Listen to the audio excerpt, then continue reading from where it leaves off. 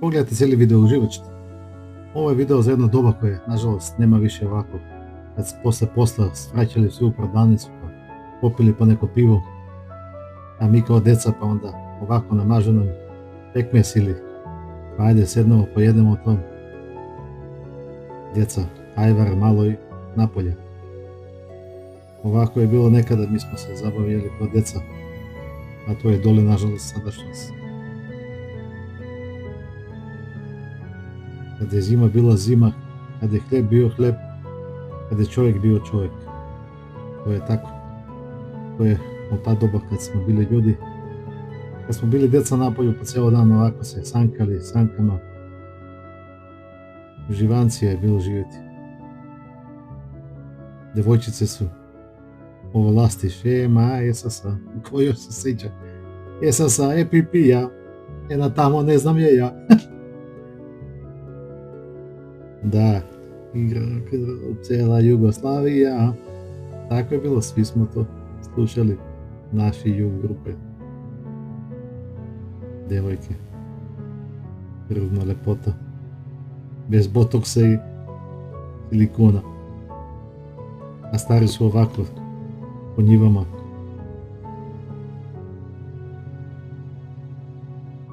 Tako je bilo, s konjima. Čika poštar.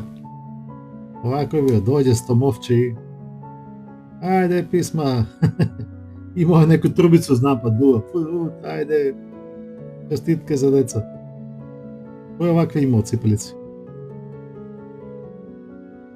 Sandale, šta su, tako ono što smo nosili. Da li ste pravili ovako za novu godinu? Okačimo na zidovima i tako je bilo. Za šta je služio ovaj ključ? Ko pamti? Mi smo ga imali, mislim da je išao u svaki bicikl.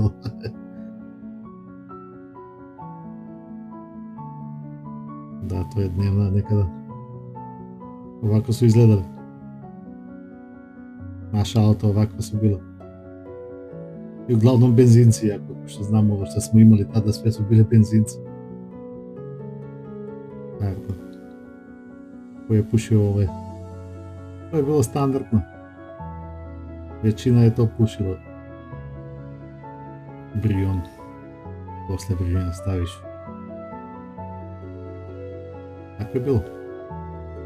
Naši ljudi su to koristili. Soba. Dedina soba, možda se kaže ovako, su bile po dede sobe. Evo, selska idila. Selsko domaćinstvo. Oke, životne, tu ima svašta. Ko znaš zašto je ovo služilo? Imali smo ga mi po selima, znam da smo ga imali. Biće još video, zapratite moj video. Hvala vam puno, čao.